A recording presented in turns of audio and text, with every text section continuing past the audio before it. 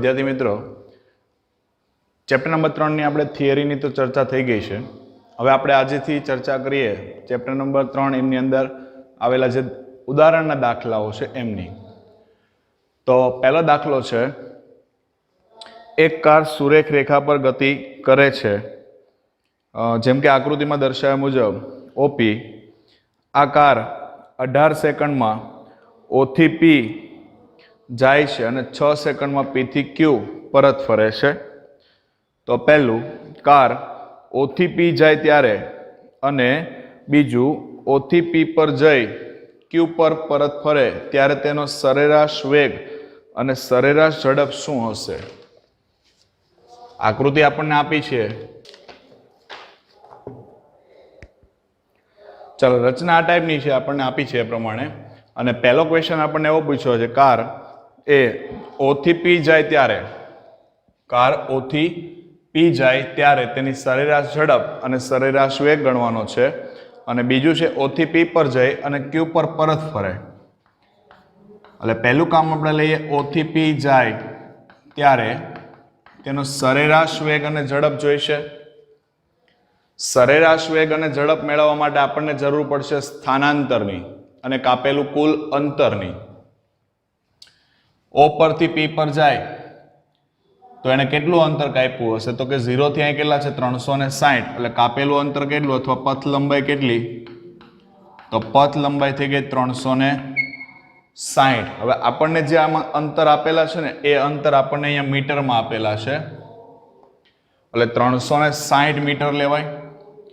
પછી સ્થાનાંતર, સ્થાનાંતર કેટલું થશે? એટલું સ્થાનાંતર થશે ને, કારણ કે કાર પાછી રિટર્ન આવતી નથી, એટલે સ્થાનાંતર પણ 360 મીટર। ચાલો સરેરાશ ઝડપનું સૂત્ર બોલો। તો સરેરાશ ઝડપ બરાબર પથ લંબાઈ, કુલ પથ લંબાઈ છેદમાં સમયગાળો। ચાલો પથ લંબાઈ કેટલી છે? 360। કેટલી સેકન્ડમાં પહોંચે છે?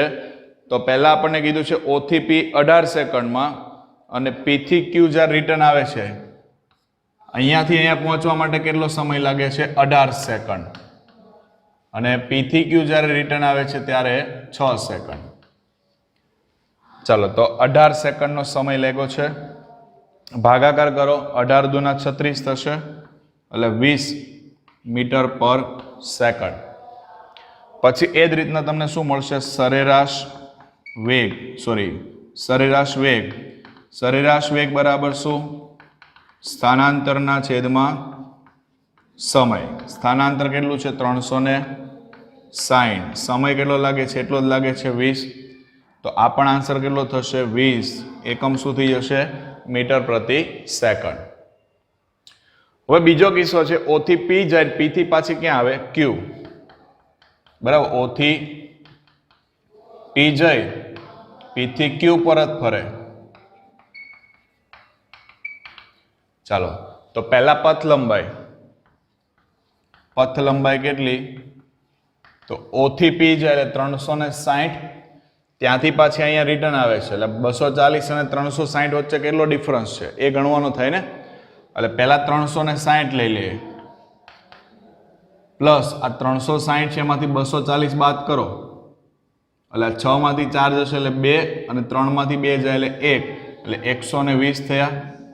120 અમે એડ કરશો એટલે 480 મીટર થઈ જશે। ચાલો પછી સ્થાનાંતર। સ્થાનાંતર એટલે દોસ્તો શું થાય? સ્થાનમાં થતો ફેરફાર। સ્થાનમાં ફેરફાર ગણો આપણે, અંતિમ સ્થાન માઇનસ પ્રારંભિક। અંતિમ કેટલા પર? 240 પર। પ્રારંભિક કેટલા પર? 0 પર। એટલે આ કેટલું થયું? 240 મીટર। ક્લિયર થાય છે?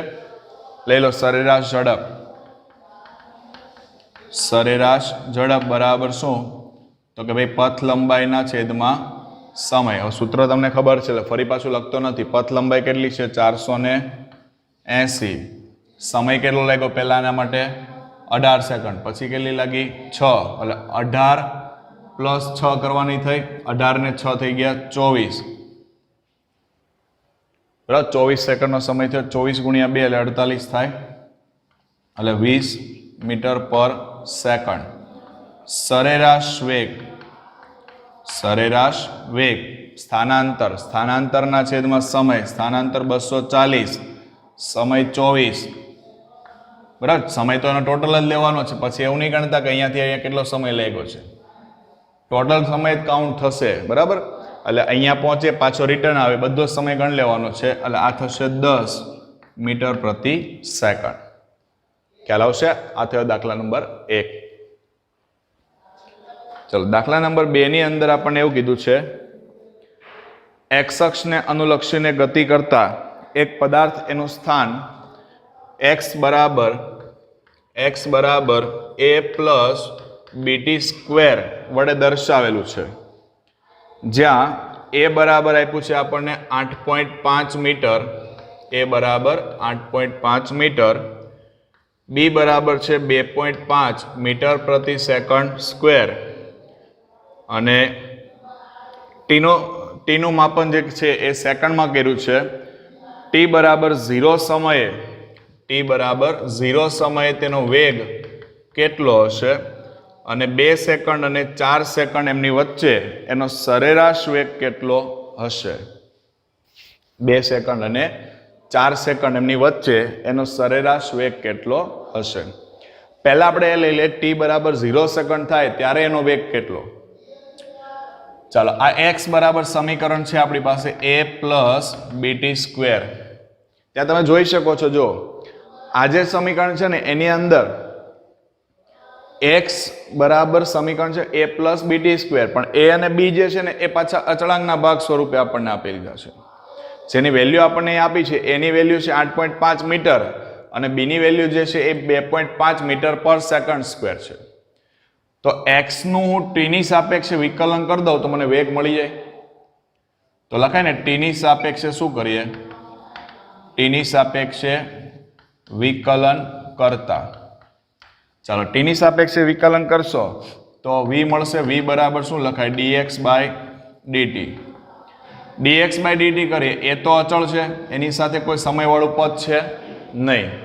તમારે સમયની સાપેક્ષે વિકલન કરવાનું છે, તો જે સમયવાળું પદ હોય એનું વિકલન થાય, બાકીનાનું વિકલન થશે નહીં. એટલે આનું થઈ ગયું 0 પ્લસ b અચળ. આની પાસે તમે જો સમયવાળું પદ છે તો ટી સ્ક્વેર છે, એટલે ઘાતને આપણે ક્યાં લઈ લઈ, આગળ.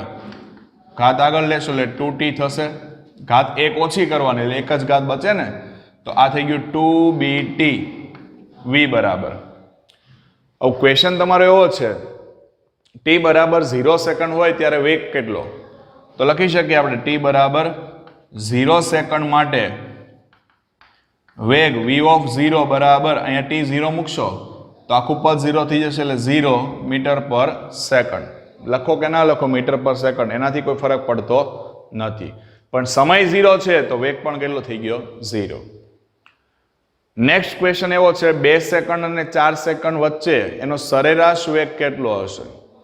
2 સેકન્ડ અને 4 સેકન્ડ વચ્ચે સરેરાશ વેગ. તો સરેરાશ વેગ એટલે શું, સ્થાનાંતરના છેદમાં સમય થશે. એટલે આપણે સૂત્ર લઈએ, સરેરાશ વેગ બરાબર સ્થાનાંતરના છેદમાં સમય. સ્થાનાંતરના છેદમાં શું લખાય, સમય. ચાલો સ્થાનાંતર માટે 2 સેકન્ડ અને 4 સેકન્ડ કીધું છે, એટલે આ રીતે લખાય ને, x(4) માઇનસ x(2) છેદમાં સમય. ટોટલ સમય કેટલો થશે તમારો, 4 અને 2 સેકન્ડ વચ્ચેનો ડિફરન્સ કેટલો છે, 4 અને 2 સેકન્ડ વચ્ચેનો ડિફરન્સ કેટલો છે, એ 2 સેકન્ડનો છે, એટલે 4 - 2 લઈ શકાય. આ નથી કરવું તો તમે ડાયરેક્ટ પણ મૂકી શકો 2 સેકન્ડ, પણ 4 ને 2 6 એમ નથી કરવાનું. આપણને એમ કીધું છે 2 સેકન્ડ અને 4 સેકન્ડની વચ્ચે કીધું છે, વચ્ચે મતલબ કેટલી સેકન્ડ આવે, 2 સેકન્ડ. ચાલો x(4) આપણું આ સમીકરણ છે. આ સમીકરણમાં જ્યાં જ્યાં તમને સમય દેખાય છે ત્યાં ત્યાં તમારે કેટલા મૂકવાના છે, 4 મૂકવાના છે. તો મૂકી દે 4. આ એ તો અચળ છે, a પ્લસ b, t બરાબર કેટલા મૂકવાના, 4 એનો સ્ક્વેર માઇનસ. હવે જ્યાં જ્યાં સમય દેખાય ત્યાં 2 મૂકો. આ a અચળ પ્લસ b 2 નો સ્ક્વેર છેદમાં આવશે 2. ચાલો કૌંસ છૂટા પાડો, a કેન્સલ, આ અંદર જતું રહેશે એટલે માઇનસ, એટલે 4 નો વર્ગ 16 b માઇનસ 4b છેદમાં 2. 16 માંથી 4 જાય એટલે 12b/2 એટલે 6b થયા. b બરાબર કેટલા છે 2.5 તો 6 ગુણ્યા 2.5 પોઈન્ટ કાઢી નાખો એટલે 6 ગુણ્યા 25 25 ભાગ્યા 10 ભાગ તો ઉડાડી દો અહીંયા 5 ગુણ્યા 2 એટલે 10 થાય 5 ગુણ્યા 5 એટલે 25 થાય એટલે અહીંયા 5 બચશે અને અહીંયા કેટલા બચશે 2 3 ના ભાગ ઉડાડી દો 3 દુ 6 એટલે 3 બચે અહીંયા 5 તારી 15 અને સરેરાશ વેગ છે એટલે મીટર પ્રતિ સેકન્ડ 15 મીટર પ્રતિ સેકન્ડ. ક્લિયર છે? ચાલો ઉદાહરણ નંબર 3 છે આપણું કલનશાસ્ત્રની મદદથી અચળ પ્રવેગી ગતિના સમીકરણ ઉતારવો. આ ઉદાહરણ દોસ્તો આપણે થિયરી ભણ્યા છીએ ત્યારે એમની અંદર આપણે આ વસ્તુ શીખી ગયા છીએ. કલનશાસ્ત્રની મદદથી અચળ પ્રવેગી ગતિના સમીકરણ ઉતારવો. એટલે જો તમે વિડીયો ન જોયો હોય તો ફરી પાછો તમે એ વિડીયોને જોજો, યા તો એની લિંક તમને ડિસ્ક્રિપ્શનમાં મળી જશે અથવા ઉપર તમને આઈ બટન જેવું દેખાય છે ત્યાં તમે ટચ કરશો તો પણ તમને બેઠું એ ગણતરી જે છે આપણી કલનશાસ્ત્રવાળી પદ્ધતિ એ તમને ફરી પાછી જોવા મળશે. એટલે દાખલા નંબર 3 છે ઉદાહરણ નંબર 3 એને આપણે કરતા નથી કારણ કે ઓલરેડી આપણે થિયરીની અંદર સેમ ટુ સેમ કામ કરી દીધું છે તો ફરી પાછો સમય વગાડવાનો કોઈ મતલબ છે નહીં. ક્લિયર છે? ત્યાર પછી જોઈએ દાખલા નંબર 4. એક બહુમાળી મકાન એના ટોચ પરથી એક દડાને શિરોલંબ ઉધ્વ દિશામાં 20 મીટર પર સેકન્ડની ઝડપથી ફેંકવામાં આવે છે. 20 મીટર પર સેકન્ડની ઝડપથી એને ફેંકવામાં આવે છે. દડો જે બિંદુએથી ફેંકવામાં આવે છે તેની જમીનથી જે ઊંચાઈ છે એ ઊંચાઈ આપણને આપી દીધી છે 25 મીટર. બરાબર, જમીનથી ઊંચાઈ કેટલી આપી છે આપણને 25 મીટર આપી દીધી છે. ત્યારબાદ દડો કેટલી ઊંચાઈએ પહોંચશે અને બીજું દડો જમીનને અથડાય તે પહેલા કેટલો સમય લાગશે અને જી બરાબર આપણને આપ્યું છે 10 મીટર પર સેકન્ડ લેવાનું છે, સેકન્ડ સ્ક્વેર સોરી. ચાલો કન્ડિશન કંઈક આ ટાઈપની હશે. જો આપણે એમ સમજીએ કે ભાઈ અહીંથી આ એક બિલ્ડિંગ છે, આ બિલ્ડિંગ એની ટોચ પરથી તમે દડાને ઉપર તરફ ફેંકો છો આ રીતે, પણ દડો જે જગ્યાએથી ફેંકવામાં આવે છે ત્યાંથી એની જમીનથી હાઈટ કેટલી છે આ 25. બરાબર, જમીનથી ઊંચાઈ કેટલી છે 25 મીટર છે. કેટલાની ઝડપથી ફેંકવામાં આવ્યો છે 20 મીટર પર સેકન્ડની ઝડપથી ફેંકવામાં આવ્યો છે એટલે પ્રારંભિક ઝડપ એની કેટલી થઈ 20 મીટર પર સેકન્ડ. હવે તમને ક્વેશ્ચન એવો કર્યો છે કે દડો કેટલી ઊંચાઈ પ્રાપ્ત કરશે, દડો કેટલી ઊંચાઈ પ્રાપ્ત કરે છે એ કન્ડિશન એને આપણે વિચારવું છે. તો પરિસ્થિતિને સમજો. હું આ ચોક છે, ચોકને આમ ઉપર ફેંકીશ, તમને ખબર પડશે ચોક ઉપર જશે પછી પાછો ક્યાં આવશે, નીચે આવશે. ફરી પાછો એ નીચે આવશે, પણ શા માટે નીચે આવશે? તો દોસ્તો ચોક જ્યારે આમ ઉપર જાય છે ને ત્યારે એક ક્ષણ પૂરતો એ ત્યાં સ્થિર થશે. જેવો સ્થિર થયો એટલે પાછો ક્યાં આવશે, નીચે આવશે. તો જ્યારે સ્થિર થાય એટલે એનો અંતિમ વેગ કેટલો ગણાય, 0 ગણાય. એટલે v બરાબર કેટલા લઈ લો, 0. તો કેટલી ઊંચાઈ પ્રાપ્ત કરે છે એ મારે જાણવું છે. તો મારી પાસે આ સૂત્ર છે v² માઇનસ v0² બરાબર 2g, અહીંયા h લેવું પડશે, 2gh. કારણ કે ઉધ્વ દિશામાં ફેંકવાની વાત છે. જો જમીન પરની વાત હોત ને તો આપણે પ્રવેગ જ લેતે, પણ ઉપરની વાત આવે એટલે યાદ રાખજો હંમેશા ગુરુત્વ પ્રવેગ ધ્યાનમાં લેવાનો છે. બીજી વસ્તુ, દડાને તમે ઉપરની સાઈડ ફેંકો છો એટલે ગુરુત્વાકર્ષણ કરતા ક્યાં જાય છે, વિરુદ્ધ જાય છે. એટલે તમારે જી બરાબર અહીંયા લેવા પડશે, પણ કેવા, માઇનસ લેવું પડશે. ચાલો અહીંયા v કેટલા છે 0, v0 કેટલા છે 20 એનો સ્ક્વેર બરાબર 2, જી બરાબર -10. હવે આ જે ઊંચાઈ નવી મળે છે ને એ મેળવવાની છે. આ મૂકી નહીં દેતા અહીંયા. આ નવી ઊંચાઈ કેટલી પ્રાપ્ત કરશે ને એ આપણે કાઉન્ટ કરવાનું છે. એટલે એને હું h1 કહી દઉં છું. તો 20 નો વર્ગ થશે, આ માઇનસ માઇનસ બંને બાજુથી કેન્સલ થઈ જશે. 20 નો વર્ગ થશે 400 બરાબર 20 h1. તો h1 બરાબર 400 ભાગ્યા 20 થાય, 0 0 કેન્સલ, 40 ભાગ્યા 2 એટલે 20 મીટરની નવી ઊંચાઈ પ્રાપ્ત કરશે. એટલે સમજો કે આપણો દડો જે છે એ અહીંયા સુધી પહોંચે છે. તો આ સમયગાળા દરમિયાન આ જે નવી હાઈટ પ્રાપ્ત કરી એ કેટલી હાઈટ પ્રાપ્ત કરી અને 20 મીટરની. હવે તમને એવું કહે છે દડો ફરી પાછો જમીન પર પહોંચે ત્યાં સુધીમાં એને કેટલો સમય લાગ્યો હશે. તો પહેલા તો તમે ઉપર ફેંકો, પાછો ક્યાં આવશે? નીચે. એટલે એક વખત ઉપર જવા માટેનો સમય ગણવાનો, ફરી પાછો કેવો સમય ગણવાનો? નીચે આવે ત્યારનો સમય. તો ઉપર જાય ત્યારે આટલું અંતર કાપે છે, બરાબર. આના માટે જે સમય લાગે છે એ તમે અંતરને ધ્યાનમાં લેશો કે ન લેશો, પણ તમારે એક કન્ડિશન આ ચેક કરવાની છે, ઉપર જાય ત્યારે લાગતો સમય t1, તો નીચે આવતો નીચે આવશે ત્યારે એને આટલું ડિસ્ટન્સ કાપવું પડશે, આ ટોટલ. તો આ ટોટલ ડિસ્ટન્સ કાપશે ત્યારે એ ડિસ્ટન્સ કાપવા એને કેટલો સમય લાગ્યો હશે. એટલે એક આ સમય આના માટે t2 મળશે ને એક અહીંયા કયો મળશે? t1. બે ભાગમાં કામ કરવું પડશે. ચાલો તો લખીએ ભાઈ, દડાને ઉધ્વ દિશામાં ફેંકતા લાગતો સમય એ આપણે t1 હોય, બરાબર. t1 સમય હોય તો મારી પાસે અંતિમ વેગ મને ખબર છે 0 થાય છે, પ્રારંભિક ખબર છે આપેલો છે, ગુરુત્વ પ્રવેગ ખબર છે, તો સમય મળી જશે. એટલે હું આ સૂત્ર વાપરી દઉં છું, v બરાબર v0 પ્લસ gt. v બરાબર v0 પ્લસ gt. ચાલો v કેટલા છે? 0. v0 કેટલા છે? 20. g બરાબર -10 ઇન્ટુ t. આ t ને t કહી દે, t1 કહી દે. આ બાજુ લઈ લો 10, t1 બરાબર 20. તો t1 બરાબર 20 ભાગ્યા 10 એટલે 2 સેકન્ડ થયું. એટલે ઉપર પહોંચવા કેટલો સમય લાગ્યો? 2 સેકન્ડ. હવે નીચે આવે, નીચે આવશે ત્યારે આટલું ડિસ્ટન્સ કાપવાનું, એ કેટલું થશે? તો 25 આ છે ને 20 આ છે, ટોટલ કેટલું થયું? 45 મીટર થયું. ટોટલ કેટલું થયું? 45 મીટર. હવે તમે અહીંથી કાઉન્ટ કરીને આવશો નીચે તરફ 45, તો -45 લેવા પડશે. કેમ? તો દોસ્તો હંમેશા તમે યાદ રાખજો, ઊંચાઈ માપવાની થાય ને તો એ ક્યાંથી મપાય? હંમેશા જમીનથી મપાય. તમને ખબર હશે સ્કૂલની અંદર તમે જાઓ છો તો તમારી ઊંચાઈ માપવામાં આવતી હશે, તો હાઈટ ક્યાંથી મપાય? ગ્રાઉન્ડથી મપાય કે ઉપરથી મપાય?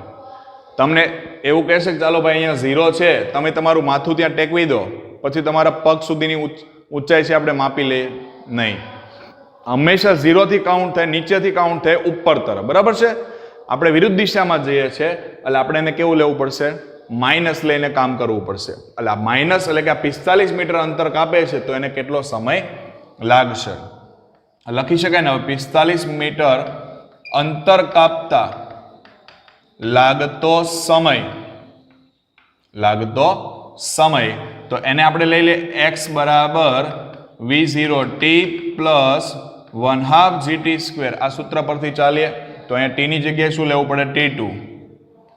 ચેક કરી જો, અહીંયા આપણી પાસે પરિસ્થિતિ એવી છે, આ v0 એટલે કયો વેગ કહેવાય? પ્રારંભિક કહેવાય. દડો ઉપરથી નીચે આવતો હશે ત્યારે ક્ષણભર પૂરતો ઉપર કેવો થયો છે? સ્થિર થયો છે. પહેલા કિસ્સામાં એ આપણો અંતિમ વેગ હતો, પણ હવે બીજા કિસ્સામાં એ શું છે? આપણો પ્રારંભિક વેગ છે. તો પ્રારંભિક કેટલો લેવાનો થાય? 0. x બરાબર કેટલા છે? 45. આ થઈ ગયું 0 પ્લસ 1/2 g બરાબર -10 t2². હવે બંને બાજુ માઇનસ, અહીંયા -45 બરાબર -5 થશે t2². માઇનસ માઇનસ કેન્સલ એટલે t2² બરાબર 9 ગુણ્યા 5 45 થાય એટલે 9. તો t2 બરાબર કેટલી થશે? 3 સેકન્ડ. તો લાગતો કુલ સમય પહેલા કેટલી સેકન્ડ લાગી? 2 સેકન્ડ. પછી કેટલી લાગી? 3. એટલે ટોટલ કેટલી સેકન્ડ થાય? આ 5 સેકન્ડની અંદર દડો ફરી પાછો ક્યાં પહોંચી જશે? જમીન પર. એટલે ખાસ તમે સમજવાનો પ્રયત્ન કરજો, દાખલો અગત્યનો છે. ક્લિયર છે? ચાલો ઉદાહરણ નંબર 5 છે, મુક્ત પતન પામતા પદાર્થ એમની ગતિ, એના સમીકરણોની ચર્ચા કરો. આ મુક્ત પતન પામતા પદાર્થ એની ગતિના સમીકરણો પણ આપણે થિયરીમાં શીખ્યા છીએ. મુક્ત પતન યાદ કરો ફરી પાછું. કોઈ પણ પદાર્થને બાહ્ય બળ આપ્યા વગર શું કરી દેવામાં આવે? છોડી દેવામાં આવે તો એ પદાર્થ શું કરશે? મુક્ત પતન કરે છે તેમ કહેવાય. તો એને પણ આપણે ફરી પાછા સમજતા નથી, એના માટે લિંક પણ તમને જો વિડીયોની લિંક જોઈતી હોય તો ડિસ્ક્રિપ્શનમાં મળશે, અથવા ઉપર તમને આઈ બટન પાસે લિંક આપી દઈશ, જેથી કરીને તમે ડાયરેક્ટ એ વિડીયો સુધી પહોંચી શકશો. બરાબર, એટલે એને પણ ફરી પાછું આપણે ગણતા નથી. નેક્સ્ટ ઉદાહરણ પર જઈએ. ઉદાહરણ નંબર 6 છે ગેલેલિયો એનો એકી અંકનો નિયમ એવો છે, સ્થિર સ્થિતિમાંથી મુક્ત પતન પામતા પદાર્થ દ્વારા સમાન સમયગાળામાં કપાયેલા અંતરો એકબીજાના એવા ગુણોત્તરમાં હશે કે જે ગુણોત્તર 1 થી શરૂ થતી એકી સંખ્યા હોય, એટલે કે 1:3:5:7 તેમ સાબિત કરો. ચાલો, એકી સંખ્યા માટે એને નિયમ આપ્યો છે અને આપણને એમ કીધું છે સમાન સમયગાળામાં કપાયેલા અંતરો એકબીજાના એવા ગુણોત્તરમાં હશે કે જે 1 થી શરૂ થતી હોય તેવી એકી સંખ્યા હોય. તો પહેલા તો આપણે એક કન્ડિશન વિચારવી પડશે. તમારી પાસે પ્રારંભમાં કોઈ એક પદાર્થ કેવો છે? સ્થિર છે. બરાબર, પ્રારંભમાં પદાર્થ કેવો છે? સ્થિર છે. એટલે ફરી પાછો આપણે આ સમીકરણનો ઉપયોગ કરીને જો કામ કરીએ તો મારી પાસે સૂત્ર શું થશે? y બરાબર લખી શકાય, y બરાબર v0t પ્લસ 1/2 gt² છે. ચાલો, v0 મૂકી દો 0, એટલે y બરાબર 0 પ્લસ 1/2 g બરાબર આપણને રકમમાં કોઈ ઉલ્લેખ આપેલો નથી, પણ ગુરુત્વાકર્ષણ એની વિરુદ્ધ દિશામાં તમે જવાના છો એટલે -g લેવું પડશે. તો y બરાબર -1/2 gt² લખાય. હવે ક્રમિક સમયગાળો કીધો છે આપણને. ફરી પાછું રકમમાં જો, રકમની અંદર એવું તમને કીધું છે સમાન સમયગાળામાં, અને એમાંય પાછો ક્રમિક સમયગાળો આપણે ધ્યાનમાં લેશું. તો સમાન સમયગાળાને આપણે ધ્યાનમાં લઈ અને એક કોષ્ટકની રચના કરી દે એટલે આપણને ખ્યાલ આવે. પ્રારંભમાં સમય, પછી y ના સ્વરૂપની અંદર આપણે સમય એડ કરશું, એ જે સમીકરણ આવશે, અને y0 એટલે કે ઇક્વલ ટુ -1/2 g τ² હોય. ટાઉ એટલે આ ટાઈપનો સિમ્બોલ છે, ઊંધો જે. એક ક્રમિક સમયગાળા માટે શબ્દ વપરાય છે ટાઉ. બરાબર, -1/2 g τ² ના સ્વરૂપમાં આપણે y ને ચેન્જ કરીશું અને ક્રમિક સમયગાળામાં કપાયેલું અંતર, અને છેલ્લે આપણે લેવો પડશે એનો ગુણોત્તર. ચાલો, પહેલા આપણે સમયની શરૂઆત કરીએ. સમયગાળો આપણી પાસે 0 છે. જો સમય 0 હોય તો અહીંયા 0 મૂકીએ એટલે આ પણ 0 થાય, આ પણ 0 થાય, આ પણ 0 થાય. ગુણોત્તર તો મળવાનો જ નથી. હવે 1 τ મૂકીએ. 1 τ એટલે જ્યાં તમને t દેખાય ત્યાં કેટલા મૂકવાના? τ. તો તમારું સૂત્ર શું થયું? -1/2 g τ² થયું આના પરથી. હવે આ ટાઈપનું પદ હોય, તમે જોઈ શકો છો, આ ટાઈપનું પદ હોય તેની જગ્યાએ શું લખાય? y0 લખાય. એટલે અહીંયા મેં લઈ લીધું y0. આ બે વચ્ચેનો ડિફરન્સ કેટલો? તો કે y0. બરાબર, ગુણોત્તર પછી ચેક કરીએ. 2 τ મૂકો. 2 τ, અહીંયા 2 τ મૂકશો એટલે 2 નો વર્ગ કેટલો થાય? 4 થાય. 4 ને આગળ લઈ લે 4 × -1/2 g τ² લખાય. ભાગ ઉડાડતા નહીં તો તમારે આ ફોર્મમાં પાછું ફેરવવું પડશે. ખાલી 4 આગળ લઈ લીધા છે એટલે અહીંયા કેટલા લખાય? 4y0. આ બે વચ્ચે કેટલાનો ડિફરન્સ? 3 નો. તો 3y0. ચાલો, 3 τ મૂકશો એટલે 3 નો વર્ગ 9 -1/2 g τ². તો એની જગ્યાએ કેટલા લખાય? 9y0. આ બે વચ્ચે ડિફરન્સ 5y0. ત્યાર પછી મૂકશો તમે કેટલા? તો કે 4 τ. 4 મૂકો એટલે 4 નો વર્ગ 16 -1/2 g τ². એટલે આ થશે 16y0. બરાબર, ડિફરન્સ કેટલો થશે? 16 માંથી 9 જાય એટલે 7y0. એ રીતના તમે ક્રમશઃ કન્ટિન્યુઅસ ઘણા બધા કામ સુધી પહોંચી શકો. બરાબર છે. તો હવે આમનો આપણે ગુણોત્તરની વાત છે. તો પ્રારંભમાં આપણી પાસે કન્ડિશન કઈ છે? y0. એટલે દરેકનો આપણે y0 સાથે ગુણોત્તર લેવાનો થશે. દરેકનો તમે y0 એટલે આ બધાને તમે y0 વડે ભાગશો એટલે ગુણોત્તર કેટલો થશે? આનો 1, આનો કેટલો થશે? 3, આનો 5, આનો કેટલો આવશે? આન્સર 7.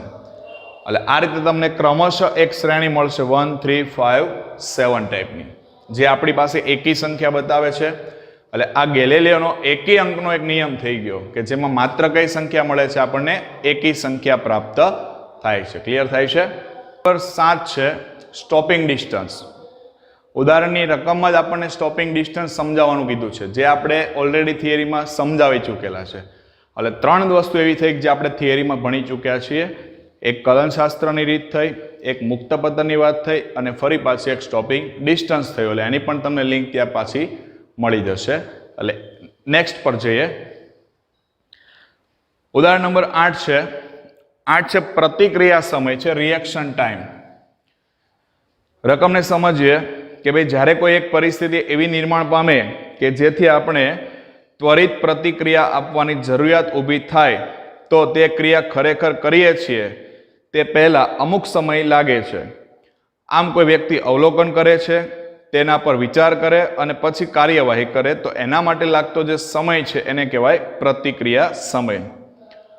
ઉદાહરણ તરીકે કોઈ એક વ્યક્તિ કાર ચલાવી રહ્યો છે, અચાનક એક છોકરો રસ્તા ઉપર આવી જાય છે, ત્યારે કારને બ્રેક લગાડ્યા પહેલા તે જે સમય વિતાવે છે તેને રિએક્શન ટાઈમ કહે છે.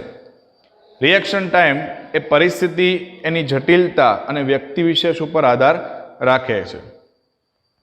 પછી એક ઉદાહરણ દ્વારા સમજાયું છે કે રિએક્શન ટાઈમનું માપન એક સરળ પ્રયોગ દ્વારા કરી શકો છો. તમારા મિત્રને એક ફૂટપટ્ટી આપો, તેમને કહો કે તમારે આ ફૂટપટ્ટી તમારા એક અંગૂઠા અને બાકીની 4 આંગળી વચ્ચેની જગ્યામાંથી પડતી મૂકે.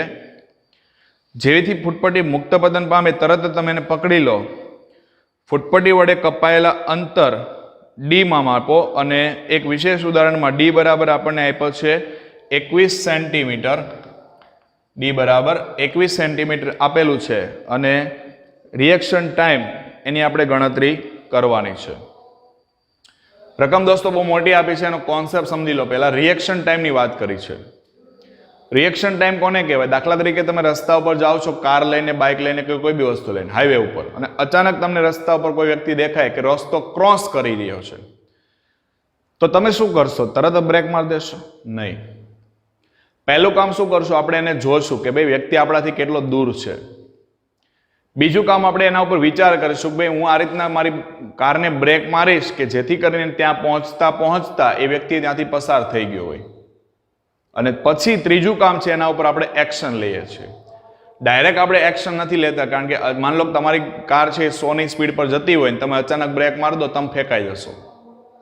એટલે પહેલું કામ શું થાય? ઓબ્ઝર્વેશન કરવાનું થાય, દૂર વ્યક્તિ છે નિહાળવાનું, ત્યાર પછી વિચારવાનું અને પછી એના ઉપર રિએક્શન કરવાનું છે. તો આજે એના માટે આ બધી પ્રોસેસમાંથી પસાર થવા માટે જે સમય લાગે છે એને શું કહેવાય?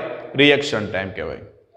હવે આપણને એમ કીધું છે એક ફૂટપટ્ટી લેવાની, આ રીતે એ સ્કેલને તમારે અંગૂઠો અને આ 4 આંગળી એની વચ્ચેથી આ રીતના પડતી મૂકવાની છે. જેવી અહીંયા પહોંચે તમે એને શું કરી લો? પકડી લો. તો એ કેટલું ડિસ્ટન્સ કાપે છે? 21 સેન્ટીમીટરનું અંતર કાપે છે. તો એના માટે લાગતો સમય એની ગણતરી કરીએ. ચાલો, ડિસ્ટન્સ આપેલું છે, સમયની ગણતરી કરવી છે. એટલે પ્રારંભમાં ફૂટપટ્ટી કેવી છે? સ્થિર. તો આ સૂત્ર લઈ શકીએ આપણે, ડી બરાબર v0t પ્લસ 1/2 gt² લેવાય. ચાલો, d is equal to v0 આ 0 પ્લસ 1/2 gt². તો d બરાબર 1/2 gt². ચાલો, d કેટલા છે? 21 સેન્ટીમીટરમાં આપેલા છે દોસ્તો. આપણે એને મીટરમાં ફેરવવા પડશે. અહીંયા જીની આપણને કોઈ વેલ્યુ આપેલી નથી, બરાબર. એટલે આને આપણે મીટરમાં ચેન્જ કરી નાખીએ એટલે આ થઈ જશે 0.21 મીટર. એટલે 0.21 1/2 9.8 t². તો t² બરાબર 2 ઉપર જશે, 2 ગુણ્યા 0.21 ડિવાઈડ બાય 9.8. તો t બરાબર અંડરરૂટ 2 ગુણ્યા 0.21 એટલે આ થઈ ગયા 0.42. એના ભાગ્યા 9.8 કરવાના અને એનું વર્ગમૂળ કાઢો, આપો સાદુરૂપ.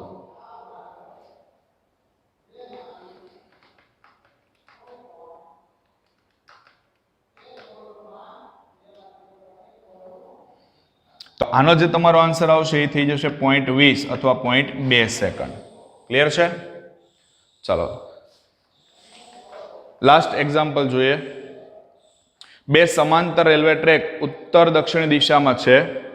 ટ્રેન એ ઉત્તર તરફ 54 કિલોમીટર પર અવરની ઝડપે, ટ્રેન બી એ દક્ષિણ દિશામાં 90 કિલોમીટર પર અવરની ઝડપે ગતિ કરે છે. તો પહેલું એની સાપેક્ષે બીનો વેગ, બીજું બીની સાપેક્ષે જમીનનો વેગ, ત્રીજું ટ્રેન એ એની છત પર તેની ગતિની વિરુદ્ધ દિશામાં ટ્રેન એની સાપેક્ષે 18 કિલોમીટર પર અવરની ઝડપે દોડતા વાંદરાનો વેગ જમીન ઉપર ઊભી રહેલી વ્યક્તિની સાપેક્ષમાં ગણો. ફરી પાછું આપણને ટ્રેન એ ઉત્તર તરફ આપી છે 54 કિલોમીટર પર અવરની ઝડપે, એટલે ટ્રેન એ એનો વેગ છે 54 કિલોમીટર પર અવર. ટ્રેન બી નો વેગ કેટલો આપ્યો છે આપણને 90 કિલોમીટર પર અવર છે, 90 કિલોમીટર પર અવર. બંનેની દિશા આપણને અલગ અલગ આપી છે. એકની દિશા આપી છે ઉત્તર તરફ અને બીજી જે આપણને આપી છે એ દક્ષિણ તરફની વાત કરી છે. આ ઉત્તર તરફની દિશામાં જાય છે અને આ દક્ષિણ તરફ જાય છે. ચાલો પહેલા તો આપણે આને મીટર પર સેકન્ડમાં ફેરવીએ. 54 ગુણ્યા 1000 ભાગ્યા 3600. સાદુરૂપ આપતા રહેજો. 90 ગુણ્યા 1000 ભાગ્યા 3600. ચાલો આનું સાદુરૂપ આપો અને પહેલાનું સાદુરૂપ આપો. એટલે આમનું સાદુરૂપ આપશો એટલે આનો આન્સર થશે 15 મીટર પર સેકન્ડ, આનો થશે 25 મીટર પર સેકન્ડ. હવે આપણે જો બંને અલગ અલગ દિશામાં છે એટલે દિશા નક્કી કરવી પડશે. એટલે ધારણા કરી દે ભાઈ, ધારો કે ઉત્તરથી દક્ષિણ દિશા એને આપણે ધન ગણીએ, અથવા એમ પણ લખી શકાય ઉત્તર તરફ જતી જે દિશા છે ઉત્તરની તરફની દિશા એને ધન લો તો દક્ષિણ કઈ થાય? ઋણ થાય. એટલે અહીંયા એ જ રીતે લખી દો એટલે સરળતા પડશે. ઉત્તર કન્ફ્યુઝન ના થાય, બેને સ્પષ્ટ ખબર પડે. ધારો કે ઉત્તર તરફની દિશાને ધન ગણતા, ચાલો આને ધન લેશો એટલે વી એ કેટલા થશે? ધન 15 આવશે, પ્લસ 15, અને વીબી કેટલા થશે? -25 મીટર પર સેકન્ડ. પહેલો ક્વેશ્ચન, એની સાપેક્ષે બીનો વેગ, એની સાપેક્ષે બીનો વેગ. ચલો આને શું લખાય? જેની સાપેક્ષે એને પાછળ લખવાનું. વીબી એ બરાબર વીબી માઇનસ વીએ. વીબી કેટલા છે? -25. વીએ કેટલા છે? 15. તો આ કેટલા થઈ ગયા? 5 ને 5 0, એટલે આ થઈ ગયા -40 મીટર પર સેકન્ડ. ચાલો બીજું આપણને આપ્યું છે બીની સાપેક્ષે જમીનનો વેગ. સેકન્ડ છે બીની સાપેક્ષે જમીનનો વેગ. ચાલો આને શું લખાય? વીજીબી. વીજી એટલે જમીન, ગ્રાઉન્ડ, માઇનસ વીબી. સૂત્ર તો ખ્યાલ જ છે ને. જમીન હંમેશા કેવી હોય? સ્થિર હોય. મૂકી દો 0. વીબી કેટલા છે? -25 છે, તો અહીંયા થશે -25. માઇનસ માઇનસ થઈ ગયા પ્લસ, એટલે 25 મીટર પર સેકન્ડ. અને ત્રીજો જે કિસ્સો આપ્યો છે એ કિસ્સામાં આપણને ઓલરેડી એક વસ્તુ આપી દીધી છે. જો કે ભાઈ ટ્રેન છે એની છત પર તેની ગતિની વિરુદ્ધ દિશામાં વાંદરો જે છે વિરુદ્ધ દિશામાં ગતિ કરે છે. અને કેટલાના વેગથી? તો એ 18 કિલોમીટર પર અવરની ઝડપથી ગતિ કરે છે. એટલે મંકીનો ટ્રેન એની સાપેક્ષે વેગ આપ્યો છે આપણને 18, પણ વિરુદ્ધ દિશા છે એટલે માઇનસ લેવું પડશે. ચાલો આ 18 ને ફેરવો એટલે 18 ગુણ્યા 1000 ભાગ્યા 3600. બરાબર. આને ફેરવીશું, 0 0 કેન્સલ કરી 18 નો તમે ભાગાકારનો ભાગ ચલાવો એટલે એ તમારો આન્સર થઈ જશે 5. બરાબર, 5 મીટર પર સેકન્ડ. હવે તમને એનો વેગ તો ખબર છે, તમારે જમીન પર ઉભેલી વ્યક્તિની સાપેક્ષે વાંદરાનો વેગ જોઈએ છે. તો સિમ્પલ આનું સૂત્ર લઈ લો. વીએમ એ બરાબર વીએમ માઇનસ વીએ લખાય. આ કેટલા આવ્યા છે? -5. વીએમ ખબર નથી, એનો વેગ કેટલો છે? 15. 15 ને લઈ લો આ બાજુ એટલે વીએમ મળશે 15 - 5 બરાબર 10 મીટર પર સેકન્ડ. એટલે આ કોની સાપેક્ષે કહેવાય? જમીનની સાપેક્ષે કોઈ પણ વ્યક્તિ ઉભેલો છે એની સાપેક્ષે કોનો વેગ થાય? વાંદરાનો વેગ થાય. એટલે અહીંયા આપણા ચેપ્ટર નંબર 3 એના ઉદાહરણ પૂરા થાય છે. ક્લિયર છે?